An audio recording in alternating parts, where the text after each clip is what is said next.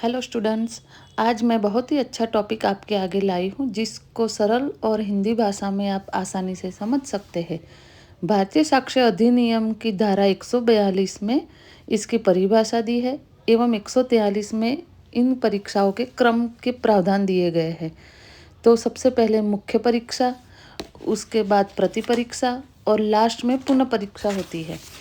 अब इनका मैं एक छोटे से चार्ट के माध्यम से आपको महत्व, मूल्य, अंतर एवं उदाहरण सहित परिभाषा भी समझाऊंगी, जिसको आप मेरे ये पेपर के नीचे हुए मेरी खुद की राइटिंग से लिखा है उसमें आप देख सकते हैं।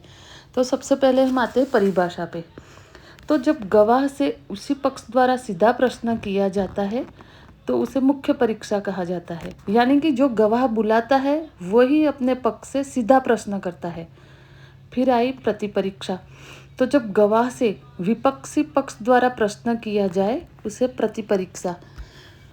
और तीसरा है उसी पक्ष द्वारा फिर से स्पष्टीकरण के लिए प्रश्न किया जाए उसे पुनः परीक्षा कहते हैं। इनकी इंग्लिश में नेम है। मुख्य परीक्षा का है एग्जामिनेशन इन चीफ, प्रतिपरीक्षा का नाम है क्रॉस एग्जामिनेशन और पुनः परीक्षा का नाम है री एग्जामिनेशन। तो ये परीक्षा का उद्देश्य क्या है? तो गवाह से अपने पक्ष के समर्थन में तथ्य उजागर करना। और प्रतिपरीक्षा का उद्देश्य है गवाह की विश्वसनीयता को परखना और उसको कमज़ोर करके अपना पक्ष साबित करना। और पुनः परीक्षा का उद्देश्य है गवाह के बयान स्पष्ट करना या कोई भ्रम है उसे दूर करना। तो प्रश्न किसे पूछा जाता है? तो मुख्य परीक्षा में जो गवाह पेश करता है वही प्रश्न करता है। प्रतिपरीक्षा में विपक्षी पक्ष, जिसे जिरह कहते हैं, वो प्रश्न पूछ सकता है। और पुनः परीक्षा में जो गवाह पेश करता है उसे पुनः यानी री एग्जामिनेशन किया जाता है। नेतृत्वकारी प्रश्न का सवाल आता है तो मुख्य परीक्षा में 142 धारा के हिसाब से आप कोई भी ऐसा नेतृत्वकारी प्रश्न नहीं पूछ सकते। प्रतिपरीक्षा में सेक्शन 143 के जरिए हम पूछ सकते हैं, जबकि पुनः परीक्षा में नेतृत्वकारी प्रश्न जब भी पूछे जाते हैं जब न्यायालय, माननीय सदर न्यायालय की अनुमति हो। और अब आया क्रम। तो सबसे पहले मुख्य परीक्षा का क्रम, दूसरा क्रम है प्रतिपरीक्षा का और तीसरा क्रम है पुनः परीक्षा का। अब कानून के तहत कौन कौन सी धाराओं के अधीन है ये? तो साक्ष्य अधिनियम की धारा 137 और 138। प्रतिपरीक्षा में भी 137, 138 एंड 146। और पुनः परीक्षा की धारा लगेगी 137 और 138। अब इसका महत्व समझते हैं।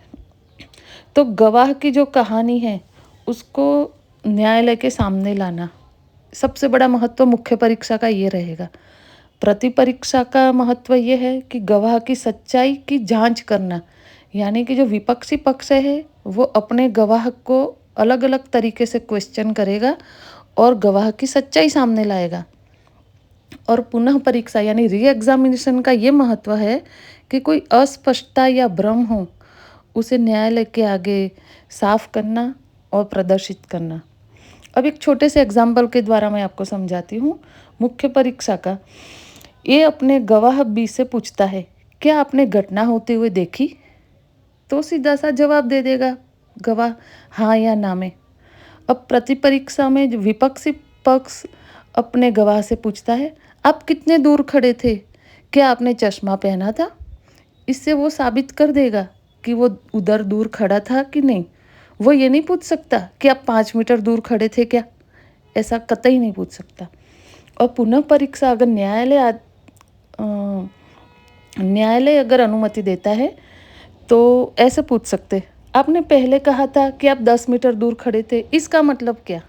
यानी कि स्पष्टीकरण हो ही जाएगा कि वो 10 मीटर दूर खड़ा था और उसने क्या क्या देखा था।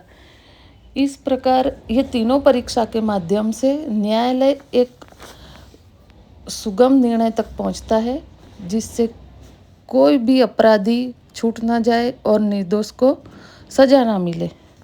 अब आने वाले जो भी लेक्चर है उसमें मैं आपको बताऊंगी साक्ष्य के प्रकार, जो कि 14 से 15 प्रकार है। यूट्यूब पे आपको 8 से 10 तरह के प्रकार ही सब समझाएंगे। जय हिंद, जय भारत। कृपया आप मेरी चैनल को लाइक शेयर एंड सब्सक्राइब करें। आपका एक लाइक एक कमेंट मेरा मोटिवेशन बढ़ाता है और विधि की वाणी को ऐसे ही सपोर्ट करते ही है।